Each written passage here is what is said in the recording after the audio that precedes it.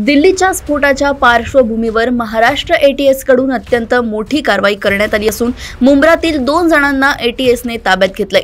4 घरांवर छापेमारी करण्यात आली आहे।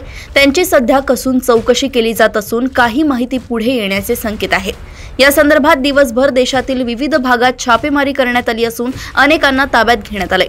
त्याचप्रमाणे मुंब्र्यातही महाराष्ट्र एटीएसने धाड सत्र राबवलं।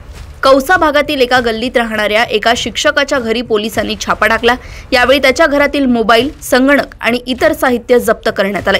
तसेच मुंबईतील कुर्ला येथील त्याच्या दुसऱ्या घराचीही पोलिसांकडून झडती घेण्यात येत आहे। संबंधित शिक्षकाचा जमाते इस्लामी या संघटनेशी संबंध असल्याचं प्राथमिक तपासात समोर आलंय। शिक्षकाचं नाव अद्याप उघड करण्यात आलं नाही। मात्र या घटनेमुळे मुंब्रा शहरात भीतीचं वातावरण पसरलंय।